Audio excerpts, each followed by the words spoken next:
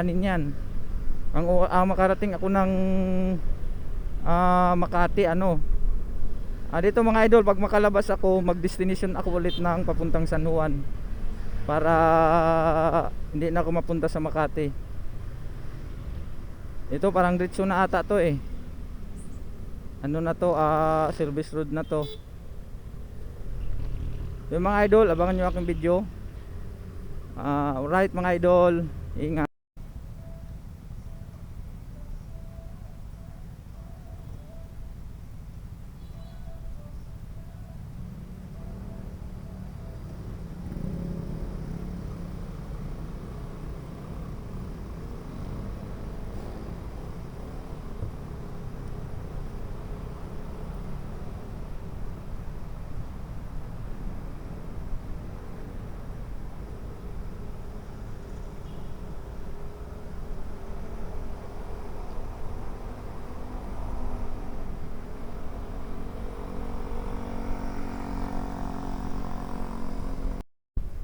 Good morning mga idol, at ang layo na ng napuntahan ko.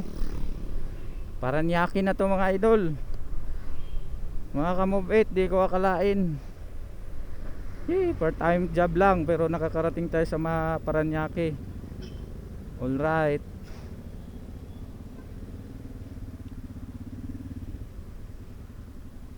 Ang hirap. Di natin alam yung daan. Di natin alam yung daan mga idol. Kaya ito mga idol, hindi na ako nag-destination. Alright, move it. Alam mo na, part time lang kami. Dalhin mo kami dito sa malayo. Madalhin sa malayo, move it. Doon lang sa Manila, NCR lang.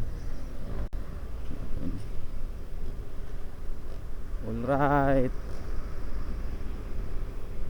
Ngayon nasa service road tayo.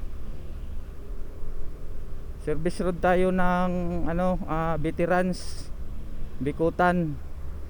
Ayun mga idol, tinitingnan ko lang dito yung yung mga motor para hindi tayo magkamali, kasi makadaan tayo sa expressway, mahirap na. Talagang mapatawag na lang tayo ng alright. Ayan mga idol, may mga motor dito sinusundan ko.